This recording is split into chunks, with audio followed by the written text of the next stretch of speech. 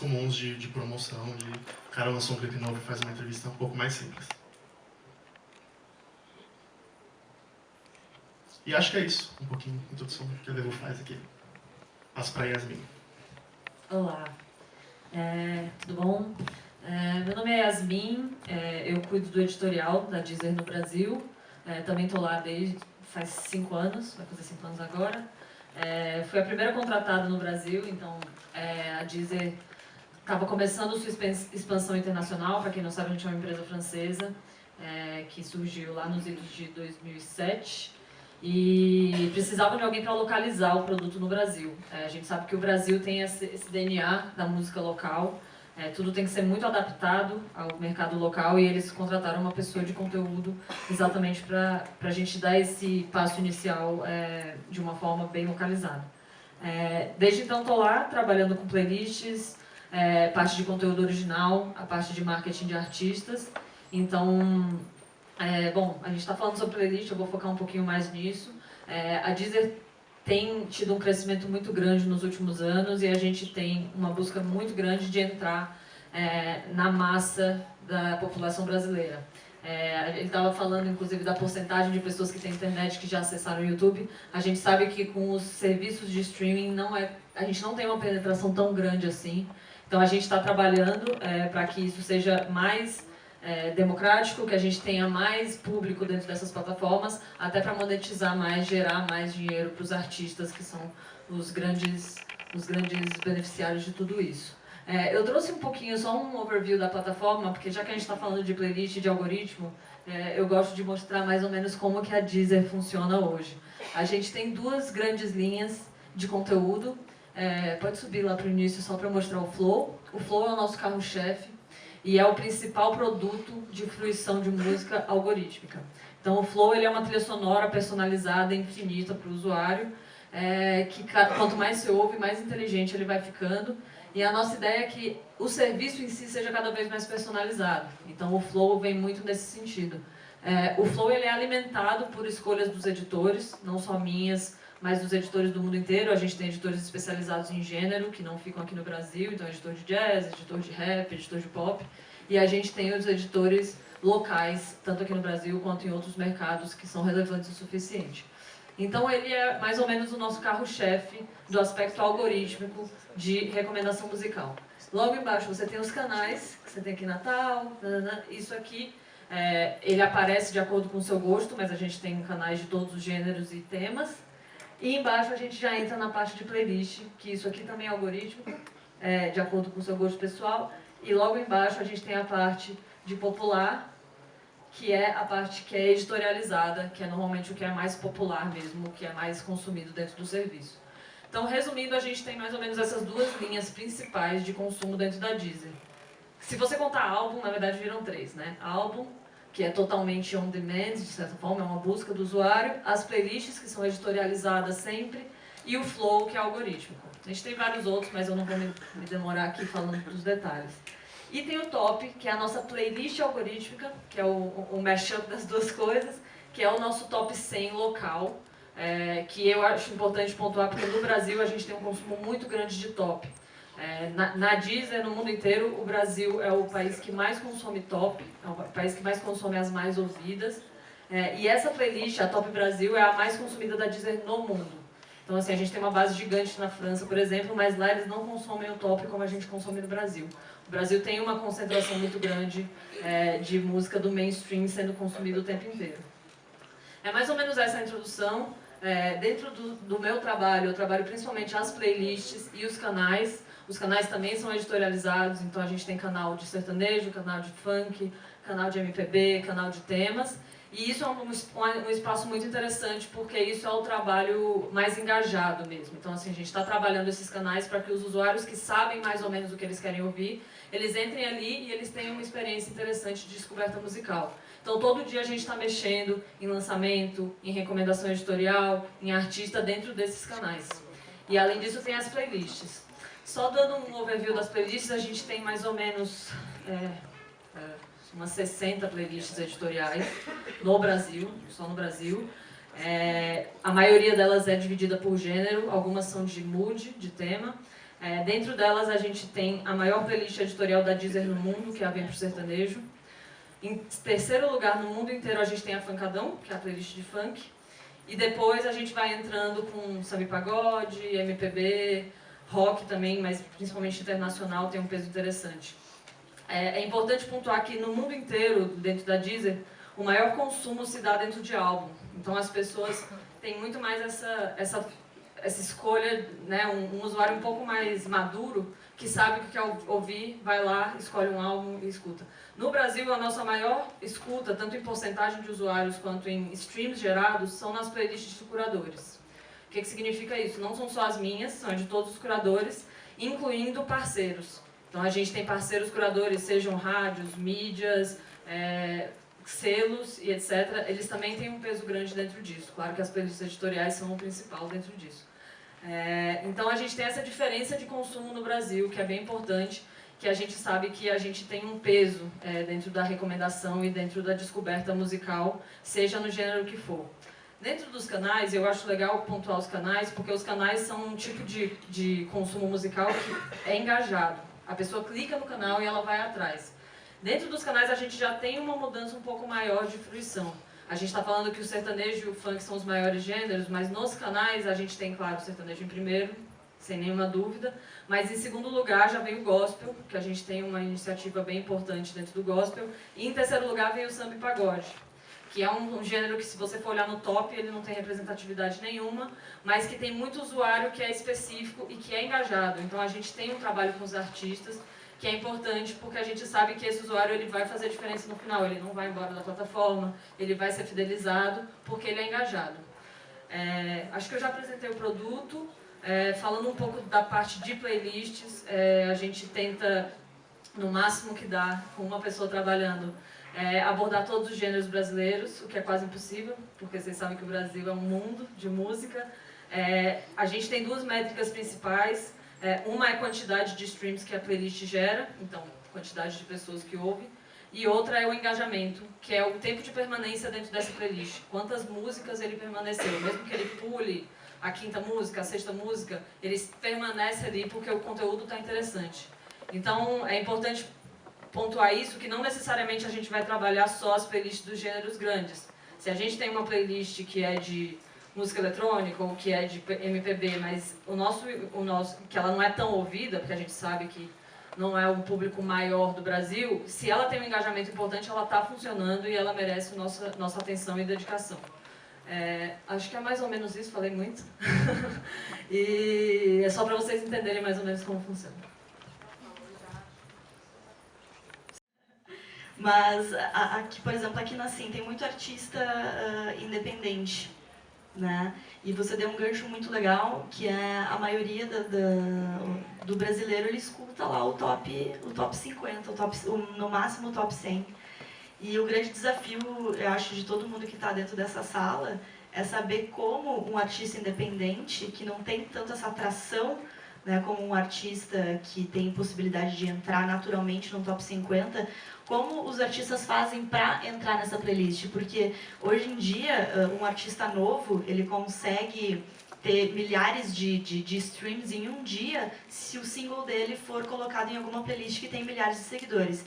Então hoje em dia a playlist ela se torna um ponto importante tanto para os artistas pequenininhos quanto para os grandes, né? Mas eu acho que o grande desafio de todo mundo aqui é descobrir como a gente faz com que o artista independente também seja bem colocado, né? Como é que vocês enxergam isso e se tem alguma saída, alguma dica pra gente conseguir virar esse jogo? Eu sei que playlist é a bola da vez e eu acho que existe um trabalho de playlist dedicado aos gêneros.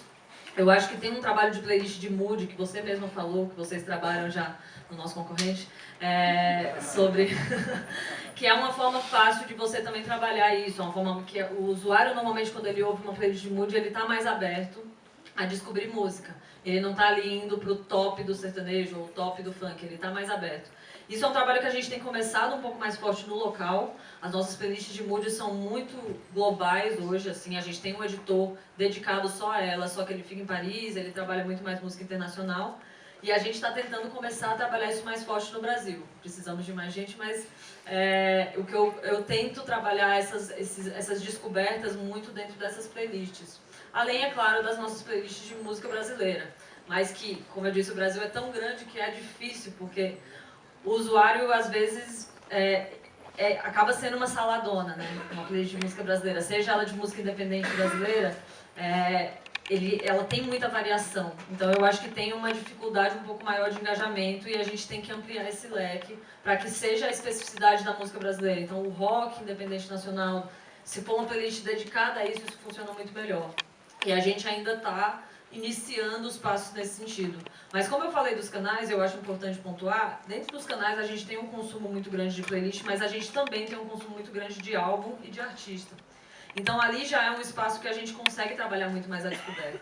Se a gente vai no canal popular, que é o nosso principal canal, a gente tem uma aba de escolhas do editor e o disco do Tim, por exemplo, ficou lá 3 vezes, como uma das escolhas do editor, e isso traz uma descoberta importante. Então, eu acho que a gente tem outras ferramentas para além da playlist também, que na Deezer, pelo menos, performam muito bem. Essa parte de artista destacado e de álbum destacado. E a gente tem a nossa playlist de lançamentos, que ela é muito democrática, assim, a gente trabalha 50 a 60 lançamentos por semana, e que ela gera muitos streams também, é uma das nossas principais, e que a gente está sempre colocando muito artista independente. Como ele falou, a gente recebe semanalmente todas as prioridades, a gente ouve, e a gente tenta trabalhar o melhor que a gente consegue dentro do mercado brasileiro. É legal, né, saber, porque por mais que a Vevo seja de vídeo, como eu falei, o comportamento é bem parecido. A gente vê que as playlists de top 20, top 100 são muito mais consumidas, ou então um top sertanejo também, que são as playlists mais acessadas. Mas a gente também, minha área particularmente, tem muito interesse em ajudar artistas novos e artistas que têm um conteúdo interessante. Como eu falei, clipes, não é toda banda que consegue fazer um clipe mega produzido ou um clipe super foda, assim, mas a gente vendo que o trabalho daquela banda é autêntico, que o clipe, por mais que seja simples, foi bem pensado, foi bem executado, a gente realmente busca destacar aquilo. Eu não coloquei nenhum print da plataforma da Vevo na apresentação, mas a gente tem uma home, né, que tem os destaques, e a gente é bem democrático nesses destaques, assim, não é pressão de gravadora, não é pressão de selo, é realmente o que a gente viu e que a gente gostou, o que a gente viu e que a gente apoia. Como a gente também tem playlists dedicadas para descobertas de música, a gente tem a Discover Brasil, que era meio que atrelada ao programa Discover, mas a gente tem uma versão nacional da playlist, então tudo que é novo, que não é de uma grande gravadora, não é de um grande selo, a gente costuma colocar nessa playlist. E as playlists também de novidades da semana, ou a gente tem uma outra que chama What's Hot Brasil, que são de lançamentos nacionais. E a gente costuma colocar artistas novos que tem clipes bem legais lá. E a gente vê que o número de acessos do vídeo acaba crescendo. Que no caso da Vevo também, a curadoria ela muda um pouquinho, porque depende também do vídeo, né? Não é tão aberta, né? Exatamente, chega a não ser tão democrático quanto o áudio, mas a gente se esforça assim quando a banda tem um clipe interessante. E eu até digo pra vocês que a Vevo carece um pouco de artistas independentes, então às vezes eles acham que só tem canal Vevo quem é de gravadora, só tem canal Vevo quem é grande e tal, e não é verdade. Venham até nós, a gente precisa de artistas novos. Depois, assim, como vocês podem deixar todos os materiais com essas pessoas aqui, né? Que é um pouco esse trabalho de formiguinha também, né? O artista ele tem que dar o input inicial para vocês também ficarem sabendo da existência, né, deles. Mas o que me intriga um pouco também é a questão do algoritmo. No caso de vocês, por exemplo, no Spotify, eu não posso falar oficialmente por eles porque a gente só é fornecedor deles, né? Mas se sabe que tem vários tipos de playlists, né? Uma só gerada por algoritmo, uma só gerada por curadores humanos e a mista. Como é que é no Deezer e como é que é na Vevo? A gente, na verdade, só tem uma playlist gerada por algoritmo, que é a de top. O resto é tudo playlist curadora. Acho que a gente tem um conceito um pouco diferente em relação a eles, porque a gente gosta de personalizar o produto. Eles têm a questão de personalizar playlists. A gente tem a questão de personalizar o produto. Então, quanto mais você usa a Deezer, mais você vai ter um produto personalizado. As suas recomendações, a sua home, ela já vai estar adaptada ao seu gosto. Então, assim, eu conheço gente que vem me falar que nem sabia que o sertanejo era tão grande na Deezer, porque na home deles não aparece quase nunca. Então, a gente tem um pouco, essa diferença de conceito. E a nossa parte algorítmica, como eu disse, ela é muito focada no Flow, que é a nossa feature principal, assim, a gente tem um uso incrível dela, principalmente do público mais jovem, que é interessante isso, porque é um público que dita muita tendência, e esse público gosta dessa experiência personalizada, que é o Flow. Mas o nosso algoritmo é super baseado no que os editores indicam. Então, claro que eles se baseiam nos mais ouvidos, mas ele se baseia muito nas indicações que a gente trabalha. Então, se a gente consegue trabalhar um pouco essas indicações de independentes, o Flow vai puxar um pouquinho mais. É mais ou menos isso, essa parte de algoritmo. A Vivo é bem similar. A gente não tem playlists produzidas por algoritmo, nem mesmo a Top. A Top a gente recebe quais são os vídeos mais vistos, a gente monta mesmo manualmente. Mas o que muda é que a gente tem os canais, assim como o Deezer, de gêneros, né? E aí dentro desses canais, o algoritmo começa a mexer um pouco em que sentido? Porque o canal ele tem vídeos lançamentos, né? Então, por exemplo, se você entra num canal de sertanejo, você vai ver ali, posicionado por algoritmo, quais são os vídeos mais vistos naquele estilo. Depois você vai ver as playlists que foram curadas por humanos, mas que aparecem por você em ordem de preferência por algoritmo. Então, de repente, tem uma playlist... Se você ouvir muitas parcerias sertanejas, a gente tem a playlist de parceria sertaneja. Então, o algoritmo vai detectar que você viu vários vídeos de parcerias e vai mostrar aquela playlist de parceria sertaneja primeiro para você. Então, embora as playlists sejam curadas manualmente, o algoritmo que posiciona ela dentro da plataforma para cada usuário. E vocês têm muitos dados também, né? Além do algoritmo, né, vocês recebem os dados, né? E como é que vocês lidam com esses dados e como é que eles ajudam a vocês a continuarem com essa A gente tem métricas, né, de cada playlist, quantos acessos a playlist teve, até onde o usuário foi, a porcentagem que o usuário assistiu da playlist, quais clipes ele deu skip dentro da playlist. E a gente costuma fazer algumas pequenas alterações na playlist baseadas nesses números, né? Se a gente tem um clipe que acontece muitas vezes do artista lançar um clipe que tem uma história muito grande antes da música começar, ou tem uma introdução muito maior antes da música começar, e a gente vê que o usuário começa a pular muito esse clipe. Então a gente acaba tirando ele, ou a gente põe uma versão short version do vídeo, alguma coisa desse tipo. E se a gente vê que a playlist não está performando bem para mais da metade da playlist, a gente começa a repensar a ordem daqueles clipes para que o usuário fique cada vez mais assistindo até o final. Mas é muito baseado no que ele já consome, né? Tipo, que nem o exemplo que você deu, né? Se ele vê muitas parcerias sertanejas, o algoritmo vai entender isso e vai dar outros exemplos de parcerias sertanejas ou de sertanejo. Isso, exatamente. É isso, né? Uhum. Hoje até na hora do almoço eu estava conversando com a Laura, não sei se ela está aqui, ela também é jornalista cultural, enfim, e ela deu um exemplo assim, o álbum do Tim Bernardes é sobre sofrência, final de relacionamento, assim como a Marília Mendonça também falou sobre isso. Então, por que o algoritmo não entende, né? Ou por que ele não, também, talvez a pessoa que escute a Marília Mendonça também iria gostar do álbum do Tim Bernardes, e ao contrário, isso também poderia acontecer. Mas o algoritmo como ele é hoje, ele continua, ele tenta manter o cara na bolha ali, né? Parece que é isso que funciona. Pelo menos na Deezer, o algoritmo ele é muito baseado em artista mesmo, assim. Então é um mundo de artistas que você consome. Se você vai, sei lá, no Tim Bernardes, falando no mesmo exemplo, você vai ver os artistas relacionados lá dentro da plataforma mesmo, e é mais ou menos esse mundo que ele considera.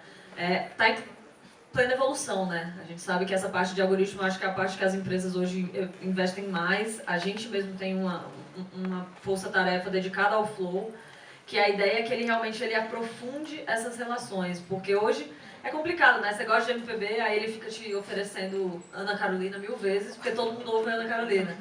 E, cara, é mais complexo que isso, assim. A ideia que a gente tem é que o Flow ele comece a entender o que você quer ouvir antes de você saber o que ele quer ouvir.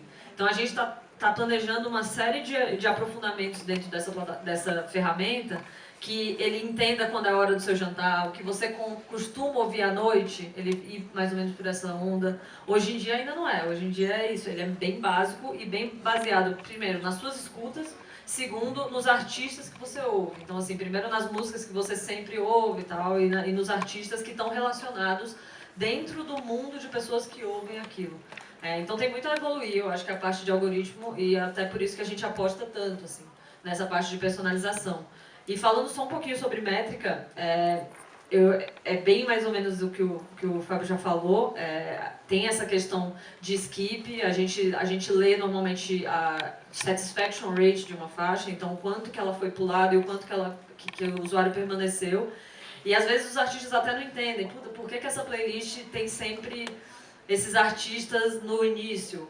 Isso é para, na verdade, beneficiar os próprios outros artistas que estão na playlist, porque, sendo bem sincera, hoje a gente tem que trabalhar que nem criança, assim, que você bota um aviãozinho, aí você troca pra verdura depois.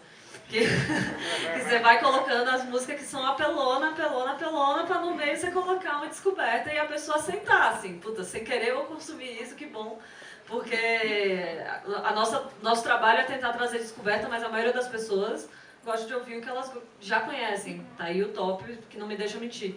Então, é um trabalho de formiguinha do lado dos artistas e do lado dos editores, mas que tem funcionado, a gente tem visto ampliou-se muito, eu acho, a quantidade de música que as pessoas consomem, e isso traz uma variação. Eu acho que isso é muito importante, que a gente precisa aumentar um pouco o universo. Eu digo que eu tento abrir os ouvidos das pessoas ali dentro. E eu acho que tem funcionado. Vocês tentam hackear o sistema, assim, de alguma maneira? Um pouco, de leve. Acho que ainda bem que a gente tem uma super independência, né, pra isso, assim, a gente tem uma independência total, a gente tem reclamação de todos os lados, né? Puta, por que você deu tanta visibilidade pra esse artista? Pra esse... Cara, porque assim, a gente tem uma liberdade, a gente não tem o rabo preso com ninguém, e a gente está trabalhando junto dos selos e dos artistas para a gente ver que um artista tá investindo muito no trabalho dele, tem um planejamento legal. Isso é importante também de falar. Tem muito artista que chega pra gente quando o disco já tem 3 meses e fala, olha, eu tenho esse disco. Cara, vamos trabalhar um passo a passo, vamos falar com a gente antes do disco ser lançado, construir uma estratégia de lançamento. Isso é importante. Acho que isso as pessoas têm percebido e têm evoluído, mas ainda tem mais a evoluir no Brasil, assim, principalmente no independente. A gente não tem muito como fazer milagre com um disco que está rodando há um ano, assim. A gente pode trabalhar numa playlist ou outra, trabalhar como recomendação editorial, mas não é a mesma coisa que você ter uma estratégia redondinha. Sim. Tem mais algum comentário sobre isso? Não, é bem similar ao que a Yasmin falou mesmo. A gente saber das coisas com antecedência ajuda muito no nosso trabalho, né? Por isso que a gente sempre fala. Às vezes o cara vem, tipo, olha, meu clipe saiu tem uma semana. Já perde certa relevância, sabe? Por mais que, poxa, uma semana são 7 dias, mas, de repente, se ele tivesse me avisado antes, ele já teria entrado na de novidades, que é uma das playlists mais acessadas. Então, sentar com a gente antes, avisar a gente antes, ajuda muito a gente planejar como aquele conteúdo vai ser. Que isso acaba acontecendo também porque todo mundo está aprendendo a lidar com os serviços de streaming. Né? Eles modificaram o modo como a gente consome música. Né? Hoje em dia a gente prefere escutar playlist, ou é mais fácil escutar uma playlist de mood do que escutar um álbum. Os artistas também estão começando a mudar a maneira de como eles lançam e criam as suas coisas, as marcas também. Tá todo mundo no mesmo barco, né? Tá todo mundo aprendendo. Eu acho que por isso também esse papo tá cheio de gente, porque é uma coisa assim a se desmistificar ainda, né? Tem muita coisa ainda para rolar. E vocês falaram que vocês têm independência total. Isso é um ponto importante, porque muita gente já acostumada lá com a era do rádio, que tinha jabá, com a era das novelas, que alguém paga, né, para ter sua música em determinados lugares. Isso tem no streaming ou não? Essa é a pergunta reta e direta. Existe jabá no streaming? Não, e isso vem muito para Vevo, né, porque a gente começa aqui, porcentagem nossa é da Sony e da Universal, mas eu garanto, assim, do meu trabalho, que é colocar tudo na home e programar, a gente não tem... Claro que rola uma pressão, tipo, pô, põe meu clipe, pô, por que o clipe não tá no ar? Mas eu posso contar e falar assim, cara, o seu clipe não é bom, esse clipe não vai entrar na nossa home. Claro que eu não vou falar desse jeito, não vou falar com essas palavras. Mas... Gostaria, né? Mas melhor gostaria, mas não. Mas, não, a gente tem completa independência mesmo de realmente a gente dar destaque e colocar lá o que a gente acredita. Claro que, como a gente estava falando no papo antes, a gente sabe que o usuário gosta muito dos vídeos mais vistos, gosta muito do top 20, então isso acaba ganhando destaque. Então, às vezes, a gente sabe que, às vezes, por exemplo, o sertanejo é muito comum que eles não têm clipe, eles têm faixas ao vivo.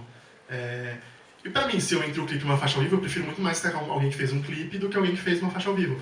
Mas muitas vezes o usuário quer que aquele outro artista que só tem faixa ao vivo também esteja na playlist. Então a gente também tem que ouvir um pouco esse feedback do usuário e do que o usuário quer ouvir, não só do que a gente tem vontade de colocar.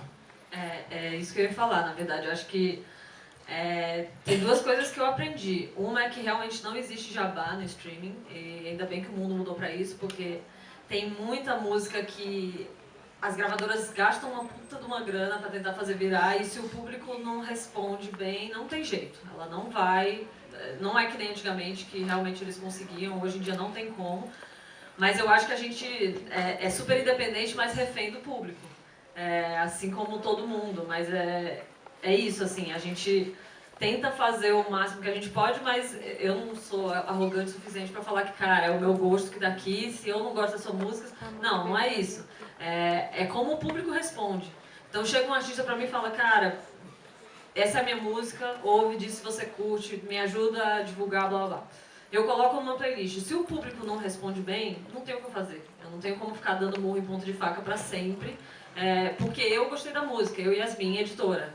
Não funciona assim. O meu trabalho ali é facilitar o acesso do usuário à música que ele vai gostar. Então eu dou opções para ele, eu entendo o que ele está me respondendo e eu trabalho a partir disso. Então isso é importante também, porque às vezes o trabalho do editor é muito personalizado, né? Na pessoa do editor, sei lá, seja eu, seja o Fábio, seja sem quem. Eu tenho o poder de... Não, eu não tenho poder nenhum. Eu estou aqui como uma ferramenta para te trazer para esse público e para trazer para o público a sua música, mas eu não faço milagre nenhum aqui dentro. E eu queria só deixar uma provocação, que tem essa questão das playlists como grande lance hoje, né? E a gente faz muitos lives na Deezer, eu não sei quem acompanha a gente faz live mais de uma vez por semana, 2, 3 vezes por semana, a gente recebe artistas lá no estúdio, a gente faz lives, a gente bate um papo com eles, e eu sempre gosto de perguntar para eles como eles veem essa questão das playlists, dos álbuns, estão falando há 1000 anos que o álbum morreu, né? E aí eu sempre gosto de trazer esse debate, porque eu acho que existe um consumo inicial ali de playlist que é muito importante, a gente tem cases ali, por exemplo, para quem não sabe, a música K.O. da Pablo Vittar, vamos lá, quando ela estava começando a estourar, eu coloquei essa música numa playlist chamada Festa Sertaneja. Coloquei ela em segundo lugar dessa playlist. Ousada, né? Não é uma música sertaneja, mas é uma rocha. Mas tem elementos ali. É uma rocha eletrônica. Eu falei, vamos lá, vamos testar, vamos ver como que a galera responde. Acabou que a música foi para primeiro lugar da Deezer, antes de qualquer outro serviço, e ela tomou uma atração muito louca a partir dessa playlist. Então você tem uma ferramenta que a gente consegue trabalhar. Mas, ao mesmo tempo, se a gente pegar todo o consumo da Deezer no mundo, hoje, os álbuns ainda têm um consumo maior do que as playlists.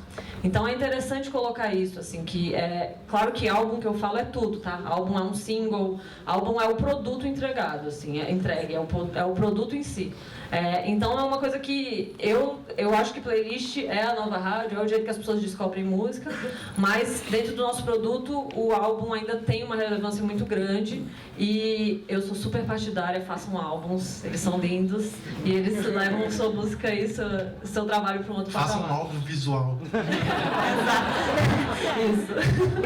Não, e complementando também o que a Yasmin falou, a gente sabe assim que a gente tem esse meio que dever de levar coisa nova e levar os artistas até vocês, mas o feedback vem dos usuários. Então, por mais que a gente queira colocar coisas que a gente acredita ali, foi o que ela falou, se não rolar, se não for pra frente, se a gente vê que a taxa de skip tá alta, que a audiência do artista não vai pra frente, não tem como a gente ficar dando murro de ponta de faca, né?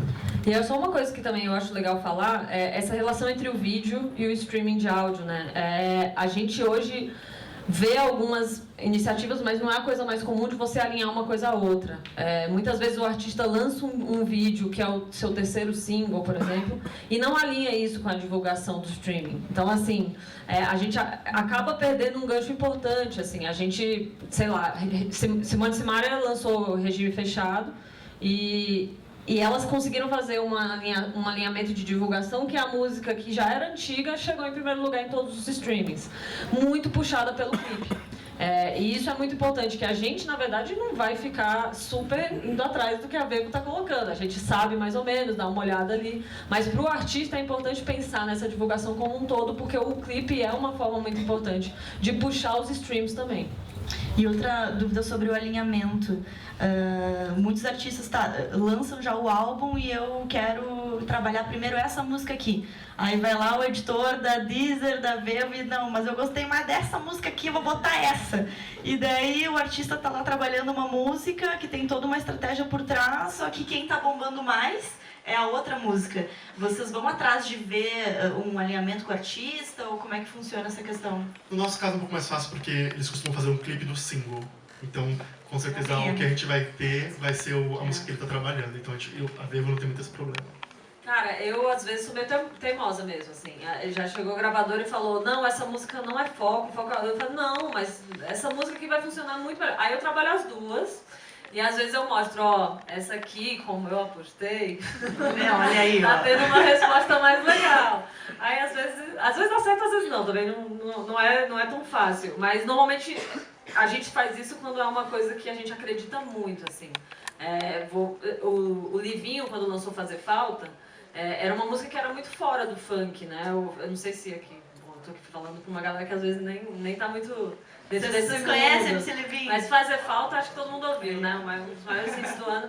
E era uma música que era muito down, assim. E o pessoal do selo dele tava muito assim, não, é uma música que a gente vai lançar, mas não tava botando uma fé. Eu ouvi aquilo ali e falei, cara, isso aqui vai mudar o funk, inclusive, assim.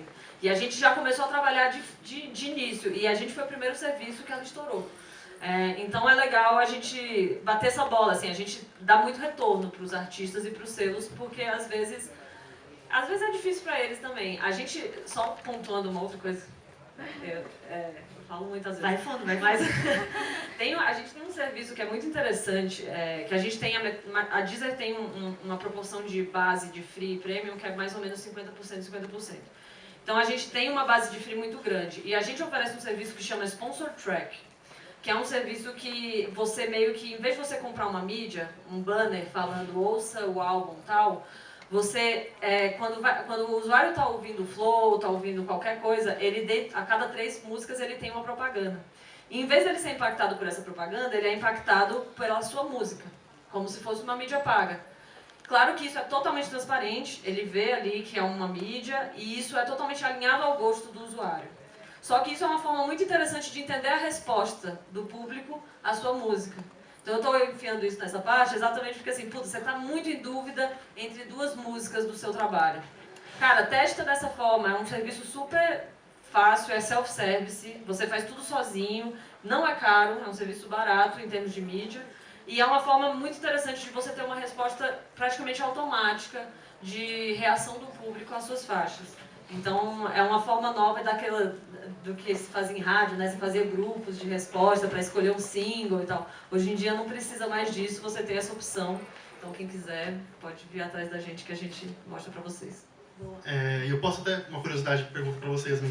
Vocês chegam a abrir para o artista quando o artista tem acesso a quantas vezes a música dele foi pulada, quantas playlists a música dele tá? Vocês dividem esses números com os artistas ou não? Cara, depende de onde.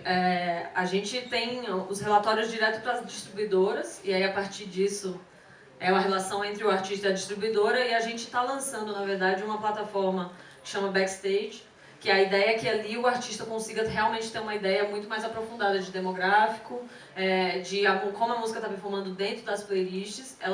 Essa plataforma está no ar para as gravadoras e para os selos, e para o ano que vem a gente vai lançar o acesso direto para os artistas, e aí você realmente vai ter uma noção de como é a sua performance, totalmente independente da gente ter que ficar passando essas informações.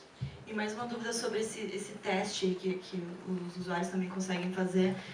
Colocar um artista assim, numa playlist que é super bombada lá no Deezer, eu acredito que não seja de uma hora para outra, dependendo do artista. Vocês costumam fazer testes? Primeiro vou botar nessa playlist aqui que tem, sei lá, 1000 seguidores. Se performar bem, eu já vou botando... Exatamente. A gente faz esse trabalho de escadinha, mas principalmente com os gêneros que a gente tem muitas playlists, que não são todos. Com os gêneros que hoje, por exemplo, a gente tem menos playlists, então, sei lá, você vai falar de samba e pagode, a gente tem 2 playlists, a gente testa um pouco mais direto na playlist, mas a gente testa por um período limitado. Então, estou falando de testar por 2 semanas, entender qual é a resposta e, se não estiver indo bem, já tirar. Mas a ideia é melhorar isso. A gente tendo mais gente de editorial, a gente aumenta as playlists e consegue fazer essa escadinha melhor. Isso é muito maravilhoso, né? Porque na era do streaming é o público que está ditando mesmo, né? E eu acho muito maravilhoso que no streaming ninguém é obrigado a nada, né? Se eu não gostar de uma música, eu vou lá e passo e, tipo, né? Foda-se. Mas na época da rádio, na TV, a gente era obrigada a receber aquele som, a escutar aquele vídeo. Hoje, se eu não gostar, eu vou dar skip e beijo, tchau. Então, eu acho que isso... bloquear, né? Você aperta o xizinho no Flow, nunca mais ele vai aparecer pra você. Exatamente. E falando um pouco da criação do artista, né? Todo mundo sabe que o streaming mudou o modo como a gente consome música, mas ele também está mudando a forma de como os artistas criam as suas próprias músicas. Vocês enxergam esse movimento já do artista pensar, ah não, eu vou criar uma música para entrar naquela playlist que tem milhões de seguidores, porque ela sabe, ela tem aquele mood, ou aquela... Vocês já veem esse movimento? O que vocês pensam sobre isso? Eu diria que não. Eu acho que, assim, claro que cada vez mais os artistas, principalmente quem tem muito dinheiro, consegue prestar atenção em tendências, mas eu acho que isso não vai ser por causa de playlists ou por causa de um mercado específico, mas eu acho que os artistas hoje em dia são ligados nas tendências, no que está bombando mais, e eu acho que isso sempre existiu. Né? Putz, isso aqui está em alta, eu vou nesse caminho. Tá? Ou então, aquilo ali já morreu, já não vou mais fazer. Eu acho que isso é meio que natural. Eu concordo totalmente com você, mas eu diria que sim, né? Exatamente pelas tendências. Mas eu não acho que é por causa da playlist, acho que é por causa da tendência. Exato, eu acho que pelo consumo, né? Muito pelo consumo. Mas eu acho que tem esse cross, assim, de gêneros que a gente está vendo no Brasil muito por causa disso. Você está vendo... Eu acho interessante falar do funk, porque o funk é uma parada que a grande mídia não engole ainda, né? Assim, você não vê funk na TV. Assim, os caras não vão no Faustão, os caras não vão na grande mídia, mas no streaming, tá lá. Começou no YouTube, inclusive, né? Começou no vídeo. Então eu acho importante dizer que, na verdade, eu acho que não necessariamente a playlist, mas o consumo do digital já está pautando isso muito antes da mídia, por exemplo, está pautando. E a gente vê isso como um caminho, sim. E como é que vocês separam o gosto pessoal do que é necessário promover ou trabalhar nas plataformas de vocês? Como é que é isso? Porque isso realmente eu sei porque eu também faço isso, é muito difícil, né? Como separar, né, o que a gente realmente gosta do que é necessário, do que é trabalho, digamos assim. Eu digo que nesses 3 anos minha cabeça abriu demais. Assim. Quando eu comecei, não ouvia todos os gêneros, até porque esses gêneros não chegavam em mim. E a partir do momento que eu assumi essa função, isso começou a chegar e você tem que começar a assistir, tem que começar a ver. E você acaba vendo a qualidade daquilo que antes você não via. Confesso que antes eu não ouvia sertanejo. E hoje em dia eu ouço com frequência. E tipo, Simone Simaria, amo vocês. As melhores pessoas. Mas você tem que realmente separar o profissional do pessoal. Tem muita coisa ainda que eu respeito, eu falo isso é um trabalho de qualidade, essas pessoas são realmente competentes no que elas fazem, mas não é o que eu ponho para ouvir no fim de semana quando eu estou de folga, quando eu estou em casa. Então é realmente você ter um olhar um pouco mais crítico nesse sentido, de você respeitar o trabalho de cada um, ver o que cada um está fazendo e você ver o esforço e a qualidade que a pessoa está colocando naquele trabalho, independente do que se você gosta ou não. Eu acho que é isso. Eu só colocaria a questão de que eu acho que o importante é você comunicar com o público, né? Então, assim, acho que mais do que qualidade, porque eu acho que é uma coisa muito difícil de dizer, né? Qualidade. Você tem qualidade técnica que você pode falar, se uma música tá com uma mixagem tosca, você nunca vai conseguir trabalhar ela para além de qualquer coisa, mas eu acho que a ideia é entender o quanto que aquela música vai funcionar para aquele público. Eu acho que esse é o desafio. Eu ouço de tudo mesmo, assim, acho que até meio esquisito, porque eu vim do independente, né, eu trabalhava em rádio pública, eu vim super desse meio, e eu fui abrindo, porque comecei a trabalhar na MTV, então primeiro me abri pro pop, depois fui me abrir pro sertanejo e pro funk. Hoje em dia eu gosto muito mesmo, assim, eu ouço sertanejo no fim de semana, eu ouço funk quando eu saio pra fazer exercício, e eu acho que tá tudo aí, assim. E o que eu gostaria de ver, na verdade, era uma abertura maior de todo mundo para todo mundo. Sendo bem sincera, no mainstream isso já está começando a acontecer. Você vê os artistas de sertanejo numa super relação com os artistas de funk, com os artistas de pop. A gente está começando a ver um pop nacional surgir, isso eu acho muito legal, assim. A gente nunca teve um pop. E hoje a gente tem a Anitta, a gente tem a Pablo Vittar, a gente tem a Ludmilla, a gente tem um monte de gente vindo, criando pop, que o pop é nada mais, nada menos do que a música que conversa com todo mundo, misturando um monte de coisa. Muito jovem, né? Essa coisa jovem. E eu acho que às vezes no independente falta um pouco essa falta de preconceito que eu vejo no mainstream. Mais uma vez estou provocando um pouquinho, talvez eu tome umas porradas lá fora, mas eu acho que é muito, muito importante você olhar para um artista que às vezes vem de um contexto totalmente diferente do seu e entender que ele é foda, assim. Você vai ver a Marília Mendonça, a voz daquela mulher tem que ser respeitada por todo mundo, na boa, assim. Ela tem uma voz inacreditável, uma menina que começou a compor com 18 anos. Então você tem que olhar para aquilo e falar, cara, eu ia adorar ver uma colaboração do Tim Bernardes com a Marília Mendonça. Gente, na boa, ia ser incrível. Vamos agitar, por Vamos favor. agitar aí, gente. Assim, O Tim tá aqui na SIG, já vamos agitar aí essa parceria. Eu acho que pro mercado independente existe muita colaboração entre si, mas existe pouca colaboração para quem tá fora disso. E eu não acho que panelinha é bom para ninguém. Então, estamos aí para abrir as portas para todo mundo e espero que isso evolua assim mesmo. Yasmin, vamos botar uns artistas independentes na playlist de sertanejo, então. Eu tenho uma playlist, só, eu tenho uma mas playlist estrago que que chama isso não ia dar. Explosão Brasil, que a ideia é pegar uns artistas que eu acho que vai explodir. Então ali é uma mistura, aí a gente pode botar tudo. Mas falando sério, o disco do Tim, a gente tava falando sobre isso. Eu mostrei para os meus estagiários, os meus estagiários são bem do pop, né? Uma galera bem assim que não é muito desse mundo. E eles amaram, assim. Então eu acho que tem porta aberta total, assim, se você conseguir chegar na galera e apresentar de uma outra forma. Demais. E antes de a gente abrir para perguntas, eu gostaria que vocês dessem dicas então pra galera. Tipo, vocês deram já dicas, né, aqui, né, já durante o papo, mas para quem quer seguir mesmo, né, para quem quer promover a sua música no streaming, qual seria o melhor approach? E também comentar um pouco sobre a relação de vocês com as empresas de distribuição, na RPM, CD Baby, se elas ajudam, como é que é a relação, porque tem muitas também que meio que já falam, não, se você assinar comigo ou distribuir comigo, a sua música já vai estar em playlists e coisas assim, né? Como é que é a relação de vocês também com eles? Bom, duas coisas então. Vamos falar primeiro dessa relação com os selos. Como eu falei, cada selo e cada gravadora manda as prioridades pra gente. Existem selos que fazem isso de forma melhor, existem selos que não fazem com tanta frequência. Não vou ler nomes nem nada disso.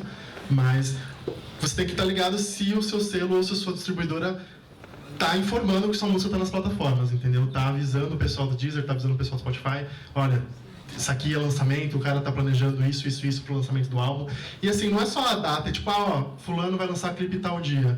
Não, qual que vai ser? Ele vai lançar o clipe, ele vai ter uma estratégia para esse clipe, ele tá pensando em fazer uma ação junto com esse clipe, ele vai mostrar o clipe pros fãs dele primeiro, como ele vai trabalhar isso nas redes sociais, ele vai lançar um teaser antes, ele vai fazer uma brincadeira com os fãs. É legal sempre isso. Para clipe e para Vevo conta bastante a gente saber qual que vai ser a estratégia, porque dependendo da estratégia, o clipe bomba ou não bomba, sabe? Não é só material audiovisual, como aquilo, como a gente chama de rollout, né? Como é o rollout daquilo, é tão importante quanto o material, sabe? Se aquilo vai ser lançado de surpresa, se aquilo vai ser planejado, se aquilo vai ter uma história por trás, se aquilo vai ter, hoje em dia, para artistas maiores costuma muito envolver influenciadores, então, tal fulano também vai falar do clipe, fulano está participando do clipe. Então, a gente saber, quanto mais informação a gente tiver, melhor a gente consegue ajudar o artista. Acho que mais ou menos isso. Oi. E as dicas, para Vevo, eu acho um pouco mais complexo, porque a gente está falando de vídeo, então, um vídeo bem produzido, um vídeo de qualidade sempre ajuda, né? Então, realmente, a gente não está falando de budget, a gente não está falando que você tem que captar com maior câmera, com melhor áudio, mas um vídeo bem pensado, eu acho que é o que mais conta pra gente. Eu acho que não tem nenhum mistério, hoje em dia a internet está aí, você pode buscar referências em milhões de artistas, você pode buscar ideias criativas em milhões de sites, sem gastar muito dinheiro. E falando pela Vevo, você tendo uma coisa criativa e competente, a gente com certeza vai querer ajudar. Bom, a parte das distribuidoras é mais ou menos isso que ele falou. A gente tem uma relação direta com todas elas. A Deezer é muito aberta, assim, a trocar ideia. Então, a gente tem muito essa coisa de a distribuidora, o artista vem e fala, vamos fazer uma coisa diferente. A gente tenta super, com os nossos braços limitados, fazer coisas diferentes com os artistas. Acho que é muito importante para todo mundo entender que o sistema... a fruição da música dentro do streaming, ela é um ecossistema que ele precisa ser fortalecido mesmo, assim. Tá aqui a Vevo do meu lado, a gente está falando de vídeo, de áudio, mas é importante vocês focarem em todos os players e trabalhar a sua presença e o seu consumo em todos os players. Porque senão vocês vão ficar cada vez mais reféns de um player. E isso não é bom para ninguém. Eu acho que o processo de construção de público, ele passa muito por isso, a gente fortalecer o ecossistema como um todo e fortalecer todo mundo, porque tem público para todo mundo. A gente tem uma penetração ridícula ainda no Brasil. A gente está começando a entrar mais forte nos centros não tão urbanos quanto aqui no Rio de São Paulo. Então isso é importante. E essa parte de planejar um pouco o lançamento é legal. Não lancem discos do nada, a não ser que você seja a Beyoncé. Se você não é a Beyoncé, não lance disco de surpresa do nada. Faça um trabalho de passo a passo. Você vai ter mais visibilidade nos nossos destaques, com toda certeza, porque a gente trabalha os destaques todos os dias e todas as semanas. Então, se você só vai lançar de uma vez, você só vai ter um destaque. Enquanto se você planejar, você pode ter 5 destaques durante 6 meses. Isso é muito importante. Acho que entra nesse planejamento, distribuir a sua promoção nas suas redes sociais entre todos os players, como eu já disse, isso é legal, a gente entende um pouco a resposta de todos os públicos. E eu acho legal, para quem aqui é selo e não é necessariamente artista, a gente tem esse trabalho de curadores que não são só os editores. Então é legal também pensar nesse trabalho como selo, para que você não dependa 100% da gente. Você construa uma audiência dentro das suas próprias playlists e que vocês consigam andar sozinhos. Com artistas isso também funciona, mas a gente normalmente está falando de perfil curador, que tem uma visibilidade diferente dentro da plataforma e que isso normalmente se aplica a selos.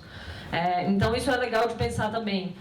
E eu não estou falando de uma playlist que é meu selo e só tem as músicas do meu selo. Isso não vai funcionar. É uma playlist que funcione para o público. Então a gente tem uma série de dicas que a gente pode passar para os perfis que têm esse interesse de trabalhar, só que é um trabalho de formiguinha, que você vai ter que se dedicar todo mês a trabalhar as playlists, mas que tem um potencial de democratizar mais ainda esse acesso. E a gente, Deezer, como plataforma, tem todo o interesse de ter cada vez mais parceiros, porque, como eu disse, eu sou só uma. Eu não vou fazer uma playlist especializada em, sei lá, choro nacional, infelizmente, mas eu tenho todo o interesse de dar visibilidade para uma playlist de choro nacional, porque isso faz sentido. Então é mais ou menos isso. Acho que falei tudo. E abrir aí para vocês, a gente comentou aqui, né, e essa mesa existe porque as playlists estão realmente, são a bola da vez.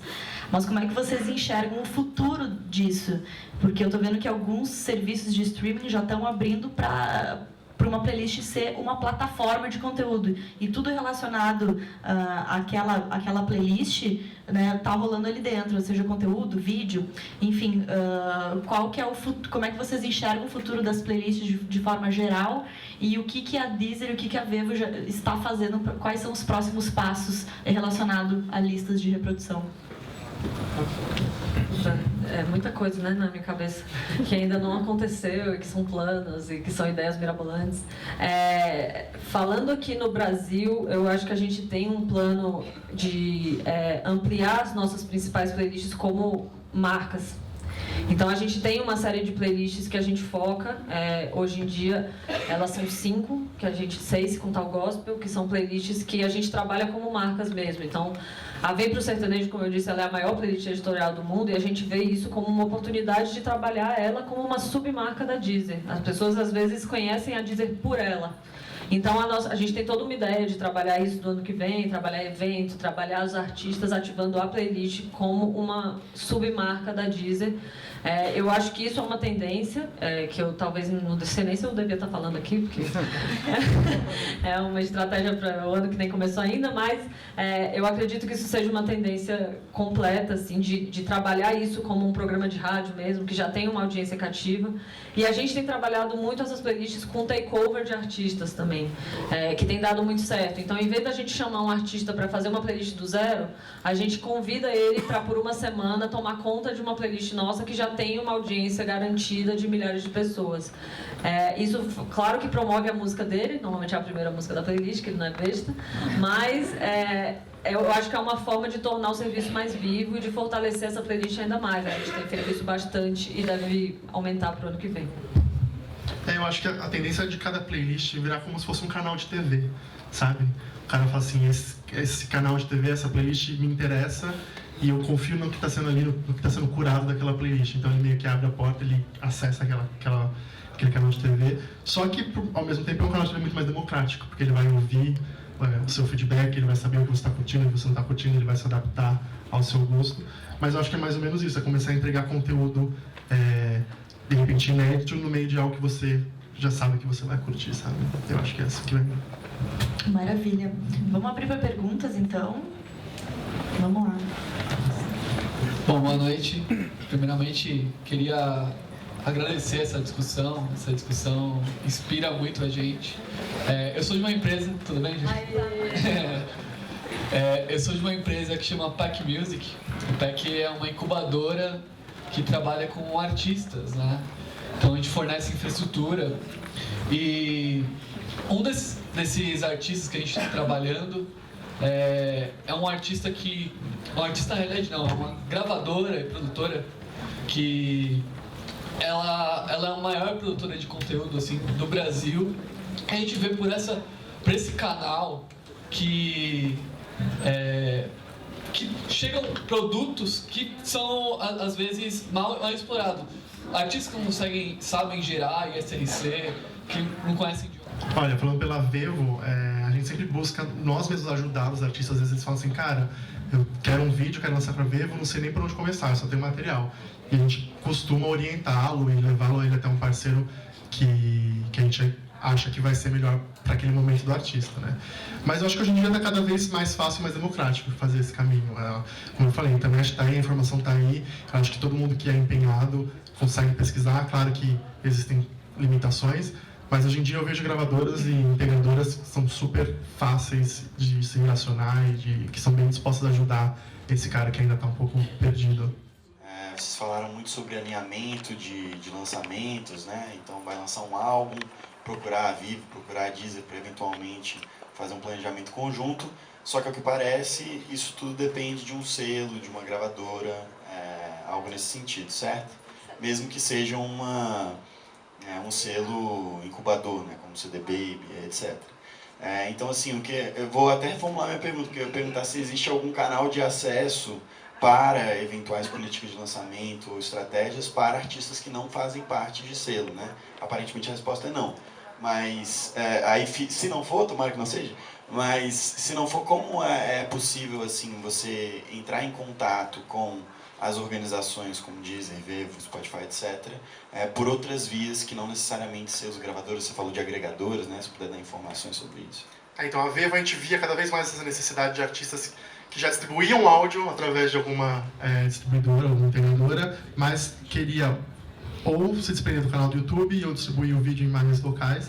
Então a gente tem uma agregadora interna, assim, que não é da Vevo, mas é da mesma holding aqui no Brasil, que é a Music2, que chama Alumia. Então qualquer artista que esteja interessado em abrir um canal Vevo, é só entrar em contato com a Alumia, que a gente fica no mesmo prédio, a gente fica na mesma unidade de negócio. E eles abrem, eles têm um contrato, os trâmites e tudo mais para você ser um artista Vevo.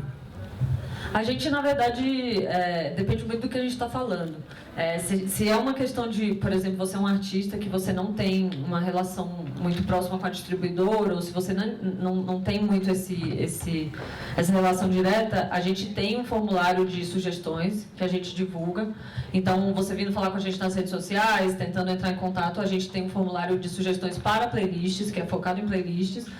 E o que eu estou falando mais de ações especiais, normalmente é via agregador, porque envolve um outro nível de trabalho e de investimento mesmo. Então, normalmente é uma parceria, não é uma coisa que você chega para a Deezer e a Deezer faz. Então, normalmente vem de artistas que têm um selo, seja do tamanho que for, que trabalha esse artista no dia a dia, que já tem um trabalho de marketing, já tem um trabalho de mídia, de promoção, e que a gente entra como parceiro, porque é uma coisa que faz sentido para os dois lados, né? Senão não tem como executar. Oi, o meu nome é Diego e sou músico independente também, nós temos a Netuno, mas essa pergunta que eu vou fazer acho que tem mais a ver com interesse pessoal do que com qualquer empreendimento musical, que tem a ver com o próprio trabalho a nível de curadoria. eu não sei, não faço ideia de que tipo de formação ou caminho profissional é que leva a um tipo de emprego como o de vocês. E eu sou muito curioso, eu gostaria de saber. Eu também gostaria, porque eu tenho uma empresa de curadoria e quando eu preciso contratar pessoas, gente, é bem difícil, porque... Começar a colocar no currículo, tem uma playlist no Spotify com 2.000 seguidores. Exatamente. Não, mas depende muito da bagagem cultural da pessoa, né? Acaba sendo isso, porque aqui no Brasil não tem nenhum... Tem cursos assim, tipo, mas não são... Tem pouquíssima formação e é isso, sabe? Como é que você forma um curador? Né? É difícil.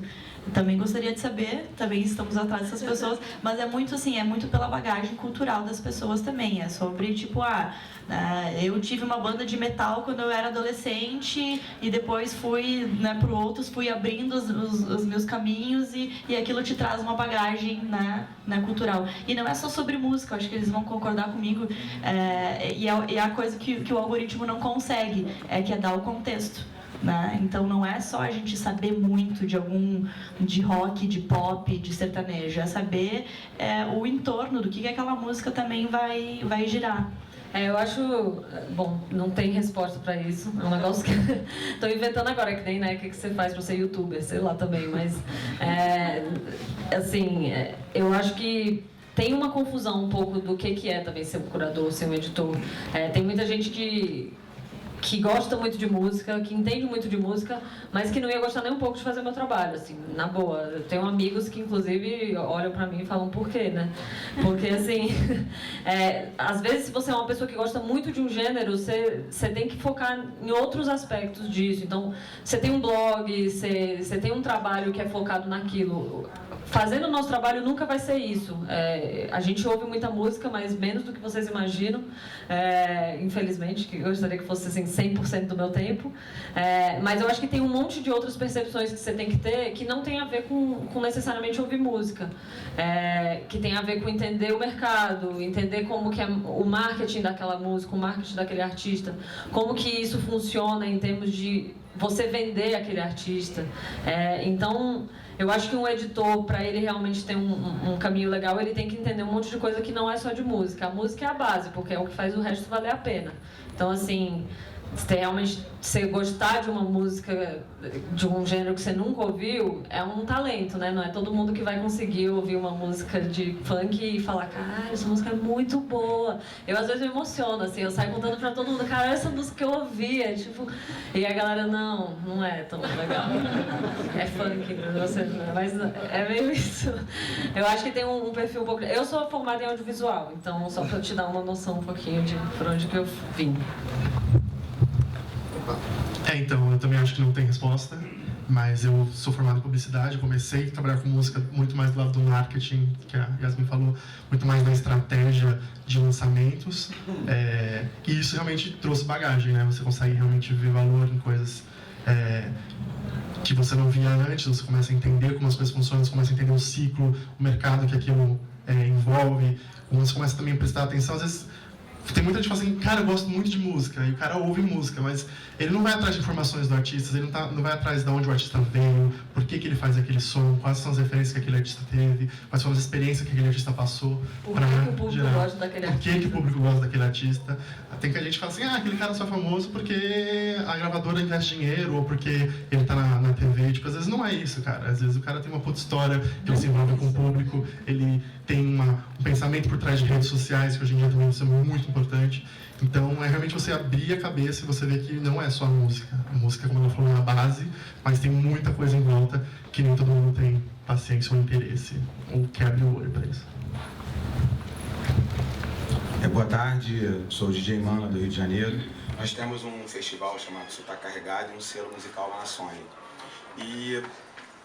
Beleza. Foi mal, galera. E muitas vezes, assim, existem vários festivais com curadoria de artistas e que a gente às vezes quer fazer uma ação casada com uma plataforma digital e a gente não tem acesso, na verdade. Mesmo eu tendo um selo na Sony, conhecendo as pessoas do Spotify, Bruno, do Deezer, enfim, isso é um pouco limitado para os curadores de festival e até para quem tem selo em majors, ou principalmente os independentes, né? Vocês têm algum plano, por exemplo, plano de mídia, por exemplo, no passado a gente fechava, por exemplo, com uma rádio, vários por exemplo, né? MPB FM, a gente tinha lá um pacote, onde dentro do pacote a música era implícito que era o jabá, batendo papo reto, né? Era implícito que era o jabá, né, nas rádios, só que você tinha sua música tocando, você tocava no evento XPTO, etc. Existem hoje em dia pacotes, seja para artistas independentes ou para festivais que estão lançando algum produto pelo festival, que a gente possa ter lá, a gente vai ter um banner tal, a música vai tocar na playlist do segmento tal, logicamente que tendo uma qualidade. Existe esse tipo de papo, aí vocês vão ter, por exemplo, a marca do Deezer no nosso festival. Exemplo claro, a gente acabou de lançar um disco de remix da Dona Onete. A gente fez um evento com a Dona Onete, com o Felipe Cordeiro, e enfim, com uma atração local lá no Rio, Carimbloco, e nossa música entrou numa playlist, só no Spotify, não entrou no Deezer. Vamos supor que se a gente tivesse o patrocínio do Deezer no evento, que a nossa cota de patrocínio custasse 50 a 100 mil reais. A gente tem essa contrapartida lá no Deezer, a gente tem 100 mil reais em espaço publicidade para te dar, em rádio, em jornal, nosso material gráfico, merchandising. A gente tem como bater esse papo, seja o artista independente que tem a verba de marketing para fazer, seja uma gravadora, festival. Super tem. A gente fez algo parecido já, sem ser nesse ano, no ano anterior, que o Henrique está aqui, pode falar até um pouco melhor, que a gente fechou uma parceria com diversos festivais pelo Brasil e fez uma parceria mesmo que envolvia mídia, que envolvia tudo isso.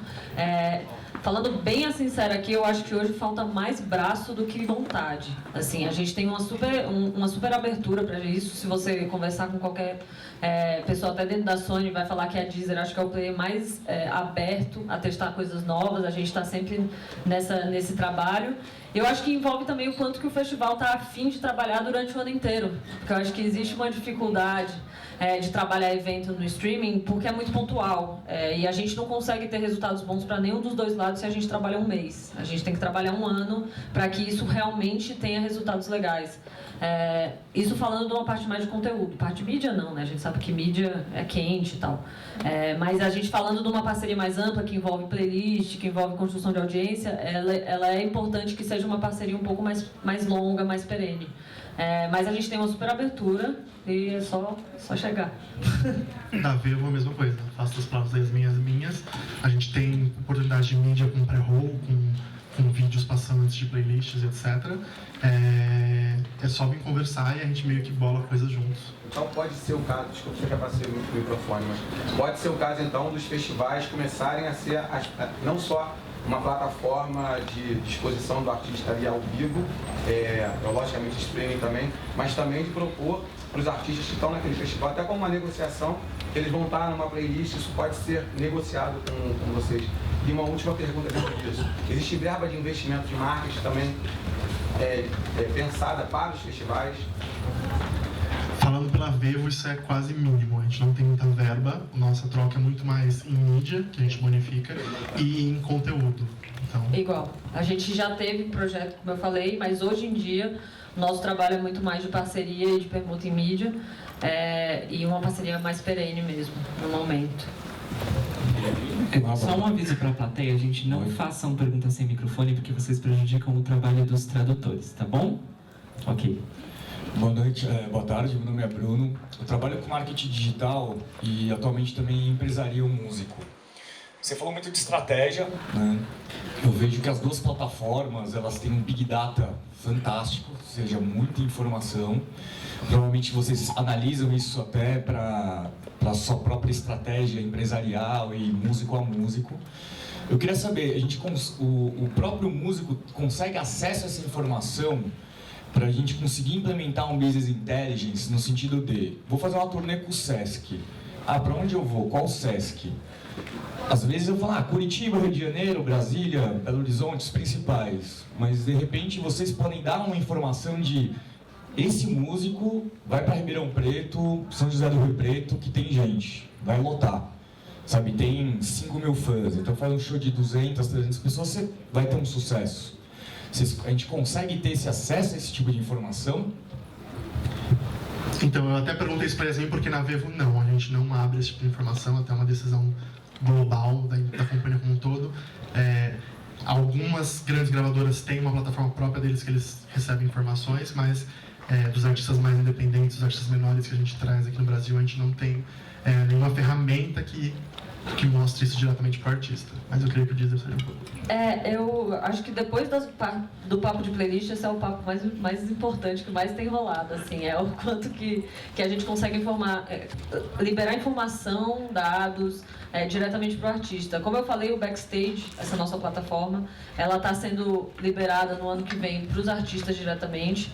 Ela te traz um mapa de informação, principalmente essa questão de cidades, demográficos, isso tem, mas eu acho que tem muito a evoluir ainda, principalmente usando o nosso API, que a gente tem um API aberto, mas hoje ele ainda tem uma quantidade de informações que é relativamente pequena. E eu acho que para todo mundo que trabalha com Big Data e com desenvolvimento, a tendência natural do mercado é que a gente complexifique essas informações e deixe elas disponíveis diretamente no API para que vocês consigam desenvolver tudo o que vocês querem sem depender da gente. Porque é assim que a gente vai realmente enriquecer o mercado e conseguir aumentar nossa penetração como plataforma. Porque quanto mais vocês têm essas ferramentas, mais vocês desenvolvem aplicativo, desenvolvem joguinho, desenvolvem tudo que vocês quiserem com uma automatização de dados de 24 horas. Então, é uma luta que a gente está tendo. A gente, uma coisa mais ou menos relacionada a isso de dados, que uma coisa que tinha muito no suporte físico, era a questão do encarte. Quando você olhava, tinha ficha técnica, tinha, sei lá, produtor, quem mixou e tal. E às vezes, sei lá, eu gosto do som de um produtor e eu quero ir atrás de outras coisas desse produtor. Eu acho que ainda é um negócio que eu sinto falta nessas plataformas. Eu queria saber, tipo, se vocês têm esse olhar para isso, se isso está sendo desenvolvido de alguma forma, como que está essa questão, assim, da ficha técnica e essas coisas relacionadas, assim, pessoas envolvidas. Na Vevo a gente tem mais informações de diretores de clipes, por exemplo, né? Quando o cara põe o vídeo lá, ele tem que taguear tudo de acordo com o clipe e não exatamente do áudio. Então a gente tem o diretor do clipe, quem foi que fez a edição, etc e tal. E a gente tem alguns editores internacionais grandes que a gente tem inclusive playlists para clipes do mesmo diretor e coisa assim.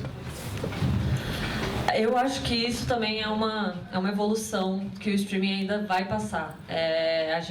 A Deezer, eu acho que é a única plataforma que tem espaço para composição, então a gente já tem isso na web disponível. Se os compositores, na verdade as distribuidoras entregam isso, é outra história, né? A maioria não entrega realmente essas informações, mas isso a gente tem disponível. A parte mais complexa de mixagem, gravação, etc., ainda não existe nenhum espaço dentro do produto. Com certeza é uma evolução que vai vir, porque é uma discussão que está aí desde o início, eu acho, da plataforma. Tem muita gente que sente muita falta disso. O que eu vejo um pouco em tendência, falando mais uma vez sobre desenvolvimento, são os aplicativos que hoje em dia tem Renda Album dentro do Facebook, que isso é uma forma de enriquecer a experiência do usuário usando as plataformas de streaming. Então a gente tem, por exemplo, o Novos Baianos acabou de fazer uma, infelizmente não foi com a gente, foi com a Apple, mas eles traziam vídeo, traziam áudio, traziam encarte, traziam texto, traziam tudo dentro do celular com uma entrada direto no Facebook. É uma forma interessante de trabalhar, eu acho que a galera está inventando formas de trabalhar isso no digital, mas acho que ainda tem uma evolução bem grande dentro dos próprios serviços que eu não vejo acontecendo num futuro tão próximo assim, infelizmente. Obrigado. Muito sincera, né? Oi, gente, aqui. Me chamo Thay Galega, só para apresentar. Eu já tive a sorte, ou sei lá, a oportunidade de estar tanto em playlist da Deezer quanto do Spotify, mas eu quero aproveitar o gancho da pergunta dele, porque uma coisa que eu sinto falta no Spotify Artists é porque você tem o acesso aos dados, às cidades e tudo para poder fazer a turnê. Só que, por exemplo, quando entra em uma playlist, isso não vira mais os plays dos meus fãs, mas vira uns plays gerais. E eu não tenho acesso tenho os seguidores do Spotify, eu não tenho acesso à cidade dos seguidores, de quem me segue, não de quem me escuta. Isso é uma coisa que vocês pensam em implementar dentro da Deezer, porque acho que isso ia ajudar bastante, assim, porque isso me atrapalha quando tem o lance de playlist, porque obviamente, existe muito mais gente em São Paulo, então eu vou ter mais plays na cidade de São Paulo, mas isso talvez não signifique que eu tenho mais fãs na cidade de São Paulo, né? Porque é diferente. É mais essa pergunta. Interessante. Eu acho que isso é uma coisa que está super em discussão, na verdade. Eu acho que tem essa riqueza de informação para o próprio artista que acho que ainda tem muito a melhorar, tanto no nosso concorrente Lanterna Verde quanto na Deezer. Que eu acho que tem essa questão de tanto você entender de onde seus fãs são, eu acho que a sua pergunta foi bem específica, mas acho que até de você conseguir ter acesso aos seus fãs, né? Acho que entender quem é esse cara, você saber quem é o cara que mais te ouviu no ano e você conseguir realmente se comunicar com ele. Pra mim, essa é a evolução que a gente precisa ter, assim, que a gente ainda não tem. E que as redes sociais meio que mataram um pouco isso porque limitaram um pouco essa relação. Então, a gente sendo uma plataforma de consumo, ao mesmo tempo uma plataforma de mídia, e se a gente realmente consegue se transformar numa plataforma de relacionamento dos artistas com os fãs, aí acabou, né? Porque é o que você realmente vai focar. A gente está tentando trabalhar para esse sentido e espero que em breve a gente tenha alguma coisa assim. Temos mais? Sim. Boa tarde, meu nome é Antônio, sou empresário. Eu acabei de contar uma história que é pessoal, mas provavelmente tem histórias parecidas aqui na plateia. Acabei de acompanhar uma dupla que é recém-nascida, são dois jovens de um estilo musical que não existia até hoje no Brasil, foi lançado. E eles estavam perdidos porque tem 19, 20 anos e só criavam músicas lindas, inclusive, e 1 ou 2 clipes. O que aconteceu é que na exploração das formas melhores para divulgar eles, agora que entrei no meio, eu vi que de forma completamente orgânica, sem ter gasto nem uns centavos no Brasil, eles alcançaram outro dia 100 mil views no Spotify, e ontem, falando com os amigos do Siriberry, falaram, olha, eles estão com uma média de 6 mil por dia. Não entraram em playlist, não entraram em nada, que a gente escuta e enlouquece por eles. Agora, minha pergunta é, não uso agregadores, não nada, porque entrei agora com eles, acompanhando a atividade deles. Vocês, como expertos das plataformas, quando acontece algo parecido, tem uma alerta que fala, olha, esse cara que não gastou até agora nada de mídia, está crescendo muito, vamos colocar na playlist, vamos dar uma força, vamos entrar em contato com o empresário para ver o que pode ser feito juntos. Existe esse tipo de atenção ou não?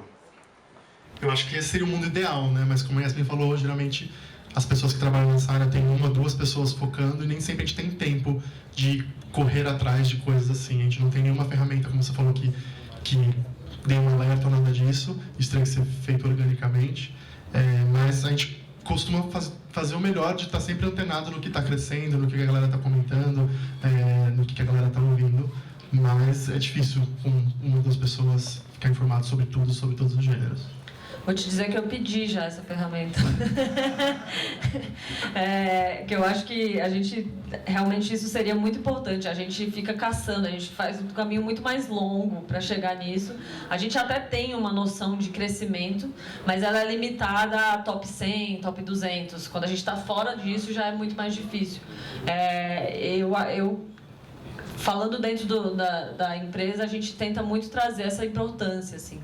Mas acho que o editorial, como sempre, é menos focado do que áreas que trazem um pouco mais diretamente dinheiro, né? Então a gente está falando de música. E a outra pergunta, que é uma brincadeira, mas uma brincadeira para colocar um pouco de pimenta entre vocês, é que, por exemplo, com o Spotify, eles têm um acompanhamento diário com, é o que eu falei, 5.700 a média nos últimos 3, 4, 10 dias, e com Deezer, 80, 100. Agora, significa que a Spotify tem uma atenção ou antenas mais ligadas para as novidades, ou tem algo que não permite a mesma avaliação, vamos dizer? É um artista daqui, do Brasil? Sim.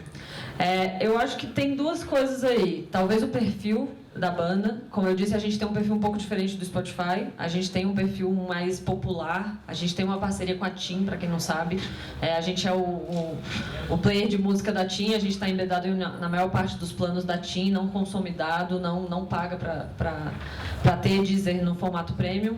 Então a gente tem uma base muito grande de usuários que são de classes B, C, que muitas vezes estão menos ligados em novidades do que o normal, assim. São os usuários que trabalham mais top, que ouvem mais o que já está bombando, que são menos qualificados para buscar coisas novas, muitas vezes. Mas eu acho que às vezes é muito aleatório isso, assim, sendo bem sincera. A gente vê algumas disparidades muito grandes entre artistas que são gigantes na Deezer, minúsculos no Spotify, e o contrário. E eu acho que o mais importante de tudo é que o Spotify tem dados públicos, né? Dados públicos de ouvintes mensais e de plays. E a Deezer não, por uma decisão global. Então isso prejudica um pouco a gente na hora do artista entender o tamanho dele ali dentro, porque ele tem que criar um caminho muito maior de receber essa informação do que aquilo ali que os usuários já estão entendendo, os usuários já veem naturalmente, puta, esse cara tem não sei quantos ouvintes mensais, então vale a pena eu dar uma escrutada. A gente não tem, mas é uma decisão estratégica que não cabe muito a nós aqui no Brasil. Obrigado, muito obrigado. Gente, a última pergunta agora que a gente vai ter que... Eu queria fazer só um comentário rápido sobre o que a Yasmin falou dos metadados. Eu uso duas distribuidoras, a Louder, que é uma subsidiária da CD Baby, e a OneRPM, e todos os metadados são inseridos nos formulários. Todos, completos. Se elas não estão entregando... Não, mas... vamos separar as coisas. Elas estão entregando. O que eu falo é assim, muita gente não entrega, gente não entrega nada, e a gente não tem campo. No produto a gente não tem campo, a gente só tem campo para distribuição, artista e música. A gente não tem campo para mixagem e tal, a gente realmente não tem. É uma questão de produto. Não é? Vocês até têm, provavelmente, nos metadados espaço para entregar, mas a gente não tem espaço no produto para exibir. Entendi. Bem isso, bem. Eu não sei se eu fui um pouco claro. E eu tenho uma pergunta para o Fábio, uma pergunta que na verdade é uma tecnicalidade. Muitos artistas... na verdade, mais internacionais que eu vi, tem às vezes os mesmos vídeos publicados nos seus canais originais e naqueles canais com o branding, tipo, nome de usuário Vevo. Até que ponto isso atrapalha ou ajuda a campanha de um artista com relação à música? E se existe um plano para que isso deixe de acontecer e as coisas fiquem mais unificadas nesse sentido? A gente não recomenda. Claro que isso não vai ser algo negativo, porque, na verdade, eu acredito que a música tem que estar aí para o usuário achar onde ela quiser, desde que ela seja paga, desde que ela seja legal. Então, seja através de uma plataforma que é ad sponsor, que é através de anúncios, seja uma plataforma que ela é paga, eu acho que o artista tem que botar a música dele para ser distribuída. A gente não recomenda o artista duplicar o vídeo em 2 canais, por comodidade, porque ele vai ter que ter 2 métricas diferentes, ele vai ter 2 bases diferentes, ele não vai conseguir saber se essas bases são as mesmas, se tem sobreposição, se não tem sobreposição, se ele tem que somar essa quantidade de inscritos, por exemplo, ou se dos 2.000 inscritos de um canal são os mesmos 2.000 inscritos do outro canal. Então, torna um pouco mais difícil a análise desse material. Por isso, a gente não recomenda que o clipe seja duplicado num canal no Vevo de um canal pessoal no YouTube. Mas, de uma perspectiva de conteúdo, eu não vejo problema. E Yasmin, 10 mil itens na coleção é muito pouco pra Deezer, viu? Só isso que eu gostaria de dizer. Nem me fala.